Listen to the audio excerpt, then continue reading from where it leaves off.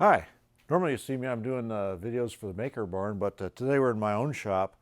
And a funny story, we bought a Laguna REVO 1836 lathe, wood lathe for the Maker Barn. And I liked it so much I bought one for myself. So we're here in my shop today. I'm going to talk a little bit about the lathe, mainly things that I've added to it, or maybe some slight changes I've made. Uh, it's an interesting thing. I've been away from woodworking for about 35 years. I kind of grew up with that. My father was a cabinet maker, but been away from it for a while, and I come back, and boy, there's all kinds of new things we see today. First of all, there's variable speed, and something I want to say about the variable speed is that you should always run the motor at a fairly high speed, and this particular lathe has two ranges of speeds. Now, if I'm going to be turning a big log or something like that, I really want to run in the lower range. The reason is that when you start running these motors at very low speeds, they don't get much cooling. It's just a fan on the motor that cools it. So you can imagine if you're running the motor at 1/10 the rated speed, you're going to get 1/10 the cooling, but you're still going to be drawing quite a bit of power. So make sure you change that. I can show you how that's done here. We'll zoom in a little closer and I'll show you how that's done. All right, we'll change the motor speeds. Let's shut off the lathe first. If we open up this door, we'll see that it's currently set to high speed. That's the large pulley on the motor, small pulley on the spindle. And I'll unlock the motor, lift it up, go ahead and lock it again. It holds it in place, makes it easy. Just go over here, move the belt over. You can turn the hand adjust there, move nice and smooth. And then lock the motor down again, make sure it moves. Make sure the belt is tracking properly. Push down a little bit on the handle and then lock it down. Close the door and you're all set. While we're over here in the spindle area, I'd like to show you something. I can turn this back on again. The spindle lock has to be held in, and I know a lot of people have complained about that on this lathe, and I understand why they did it. They don't want you to try to start the motor with the spindle locked. However, it is a problem when you're trying to change chucks and such. So I made this little gizmo. This was originally I saw a YouTube video where a fella, I wish I knew his name, I don't know it offhand, but he made one, just using a piece of dowel and some magnets. And I thought that's pretty clever, and so I made this one out of plastic. Now, if you have access to a MakerSpace, or if you have your own laser, this is pretty neat. You could make this out of almost anything, of course. A couple little of these super magnets here, a plunger to hold this in, and then a little thing on the backside to lift it off. So anyway, all I have to do is push it up there, push the pin in, turn this until it drops in, and then it holds it. And then, of course, when I'm done using the lock, I make sure I remove it and just stick it upside down in the lathe right next to it.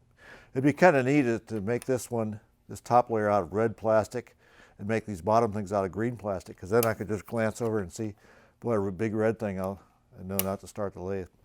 Anyway, that's a nice addition. Next, let's talk about the spindle a little bit. This is a 1 1/4 by 8 spindle, and right now I've got a Titan chuck in there.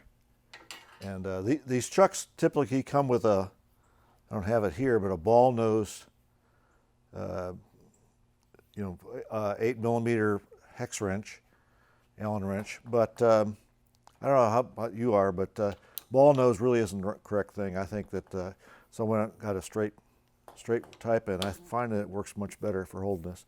So strange thing about these chucks, they work backwards. I'm used to using a metal lathe, so. Anyway, to remove the chuck, there'd be varying ideas about how to do this, but I'll show you what I do. Again, I can use my little stop arrangement here to hold it. This is a bar that's used to drive out centers, like a drive center, that sort of thing. Well, I'll just put it in here and just hit. This little kick is all you need, and then you can take off the chuck. It's always a good idea to put something on the bed just in case you drop it, you don't ding the bed. Again, that's probably more of a metal lathe thing than a wood lathe thing. So spindle nose, you got a number 2 Morris taper in there. You can use various drive centers. Here's a crown type drive center. I prefer this for the most part, but again, and then also I made a protection sleeve. This sleeve is made out of steel. The one I made for the Maker Barn is made out of aluminum, which probably actually makes more sense because this will protect, the aluminum one will tend to protect your tools if you happen to hit it with one of your lathe tools. But this does protect the spindle nose and also protects your hands away, keep them away from those threads when you're working close. But, I'll put this guy back on there. I'm going to take this, release the spindle, hold it up there, and then turn it back here to turn it on. Now I set this down. When I set this on here, I go for that big click at the end. Now, I generally don't use the little screws to lock the reverse, because that's pretty good. Now I know some people use a little wafer in here. Again, I guess coming from the metal lathe business, I don't think that's a particularly good idea because the chuck will not, this face right here is actually the face that aligns the chuck and makes sure it doesn't wobble, make sure it runs true. And if you put something in there, particularly if it wears a little bit, it's no telling where this chuck is going to be. So you may find yourself with a vibration, you don't know where it's coming from. Well, it's probably coming from there. So, but I can put this back in here. And I really like the chucks. It's a Titan chuck. Another chuck I have is the Supernova 2. And I don't know, that's new to me. Wood lathe's been around for what, 3,000 years, and just last 30 years we've been using these chucks, and what a big improvement that is. Why did it take them 3,000 years to come up with a chuck? I don't know, but anyway, that's the spindle end. Let's talk about the tool rest next. Next thing to talk about is a tool rest, and this is a pretty nice tool rest. It's and banjo. Banjo locks down securely. I like this compression type of idea. The only thing is that sometimes I can lock it vertically, but sometimes kind of still rotates. So you got to really lock that down good. But it doesn't. No matter how tight you make it, you'll never put a ding in the side of your tool rest post. So that's great. I guess if I had my druthers, I would rather see what's called a split cotter or half cotter. Half cotter is kind of like what they use in the spindle for the tailstock. Anyway, but this works pretty good. This side over here kind of gets in the way sometimes. If I'm coming up against something, this will actually hit. So perhaps I should make a tool rest that comes out further, for that kind of work. In fact, I did that a little bit on one. But yeah, I'll show you some of the other tool rests I made. Let me set these aside somewhere. This of course, is a shorter tool rest. Again, I got a piece of fairly hard steel up here. I didn't use O1, and the reason is that when you try to weld O1 steel, it's oil hardening drill rod. A lot of times that will crack right there, and it can really be difficult stuff to weld and make a good secure weld. So this is like a 1040 steel. So it's pretty hard, but it's not so hard that I'm gonna have to worry about cracking. Again, it locks down. It gives me a little bit shorter thing. You can buy these, but if you got access to a machine shop or a MakerSpace that has machine welding capabilities, then you can make up this sort of thing. And of course, let's see, another one would be a typical bowl one. Same way, I put a ring on here. I have a set screw in there right now. I think I might change that to a wing screw to make it change. But the nice thing about having a ring there is you can reposition real easy. And I'll probably make some more of those rings. And like I said, I'll probably put a little thumb screw in it to make it easier to change. But it's nice if you want to change your tool position and not lose the height. Anyway, this is good for doing inside of bowls. This was bent. This is 3 3/4 inch 1018 steel, cold rolled steel, and I bent it on a Harbor Freight's pipe bender, hydraulic pipe bender. Works great. I've got one of those things, and you can you can bend 1-inch steel. You can bend this type of material just like that. It's an amazing machine. It's a 12-ton hydraulic jack in there. Anyway, then I made this one. This is kind of neat. This is a friend of mine gave me this idea, and the nice thing about this tool rest, here's a close-up view. This is a piece of just A36 hot rolled steel. It's 1 inch by 1/2 inch, and I put it in a lathe and turned it round. And the reason I turned it around is so I could come up close to an internal edge. And it's, let's see, we'll put it back in here. And this is a good example. This is a box. It's got a rather deep hollow hole, and I'm not a big fan of the carbide type turning tools, but if you want to get back in it and do something like this, they work quite well. And then I can set that back in there. It's close to the edge. I can adjust it to proper height so I can lay my carbide tool right on this thing and come back in there. And with it, this radius is really important. I probably didn't need a radius on the backside, but the lathe took care of that for me. And so you got a buddy that has a machine shop or something like that, you can make a lot of this sort of things. You can swap them, do things that he can't do on his. Another item I made was this. This is actually I'll say a copy, but it's close to a copy of a I believe it's Chip Bosch came up with this idea. And what I can do on this is I can take a piece that's let's say if I still had my tenon on here, this would be mounted to this chuck, and I can take this chuck and screw it on here.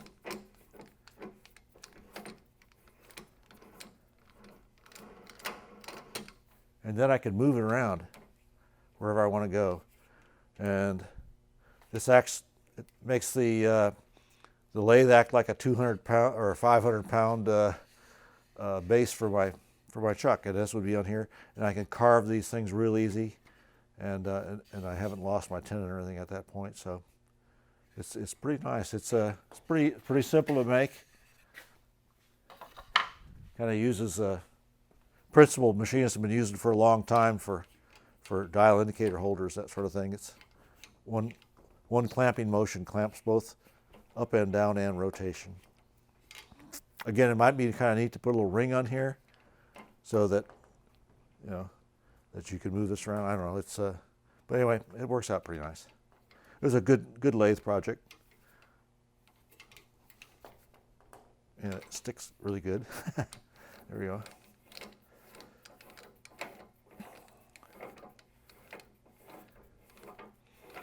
And this part is just simply a copy of the spindle nose from the lathe. So that pretty much does it for the additions I've made for the tool rest. Now for the tailstock.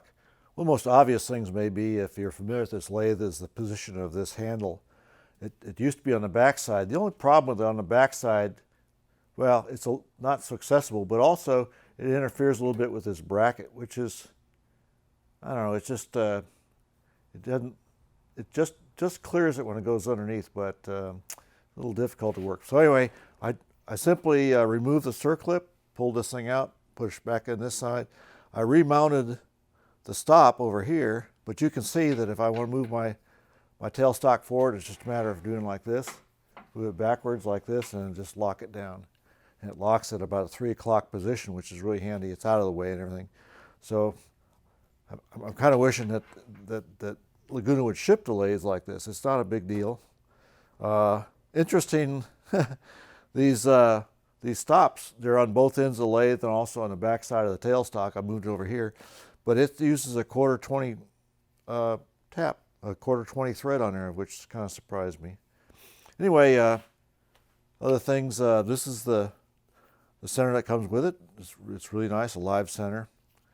And you can make one of these little things. It's just it's a little pin that goes back here to hold the spindle of the center, so you can remove. And underneath there is a cup center with a point, and the point is also removable. And although frankly I've never done that, so I'm not sure how difficult it is to remove. But I imagine you just drive it from the back.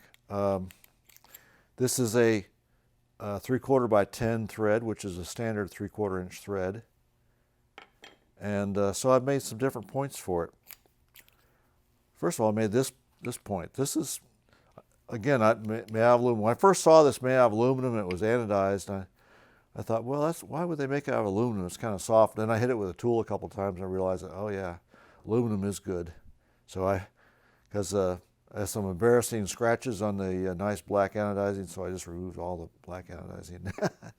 Anyway, so I made this little one. I don't know if you can see it in the close-ups. This allows me to get in real close with a tool, particularly if I'm in the last stages of removing a tenon from the back of a piece. It allows me to get a tool in there and take care of that. Works really nice. Just made out of 2011 aluminum. And then also another one that's just 1.25 inch chunk of aluminum faced off flat, and I can put a little cushion on there, or actually what I use is a used 2-inch piece of the Velcro type sanding material, sanding discs on there, and come up against, add pressure. If I want to be able to rework something that the tenon's gone, I can use this to press up against the object without destroying the finish. So that's kind of handy. Here's another one that might be kind of strange, but there are times, and probably more in the metalworking area than in wood lathe work, but where you need to be able to mount a chuck on the live center. So I can just screw my chuck right on there. I can have a live chuck out here. I can have a chuck on each end holding something, which is works out pretty nice sometimes. It's got a hole in here. The lathe comes with a Tommy bar to fit its faceplate that it comes with. So I drilled the same size hole here as a 3/8, and so I can use the Tommy bar to take that off, because it will get tight. And then the last thing is that all these lathes come with a through hole. And there's a reason for the through hole. One reason for the through hole is to be able to knock out a center that's in here. I know they have automatic ejection, but sometimes that's not good enough. But the other reason is so that you can use it to drill lamp standards. And a lamp standard would be drilled at 3/8 of an inch, because that's what, if you buy this the lamp material, like at Home Depot or whatever, the tubing and stuff where the wires come up through, that's all 3/8. 3/8 24 is what the thread is.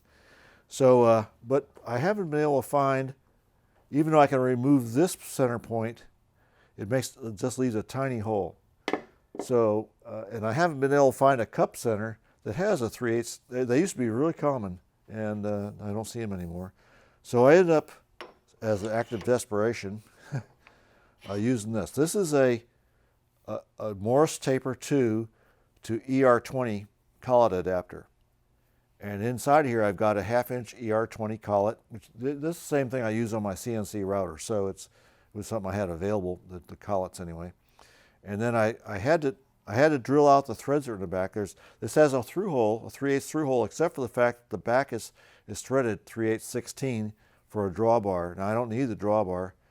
I can tell you though that drilling out those threads is tough, and you really should be using a carbide bit to do that, a solid carbide, if you get your friend to do it on a lathe or something.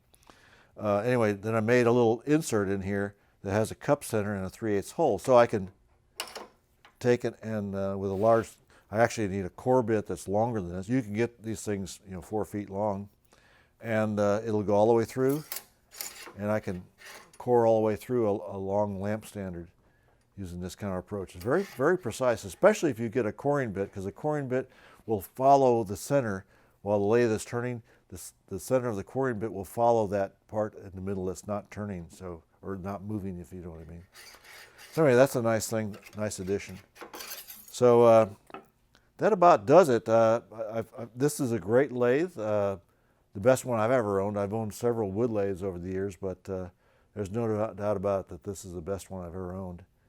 And it's a nice machine. I've made quite a bit of stuff on it already, and I had a lot of fun. But anyway, I hope you enjoyed the video. I hope it helps out and gives you some ideas, things you can do. Look around, find a MakerSpace. There's MakerSpaces all over the country now, and all over the world, as a matter of fact. And they'll generally have some machine tools, that sort of thing, that you can get in there and play around, learn a little bit more, learn how some of these other things work, and it's great fun. Well, thanks a lot for watching.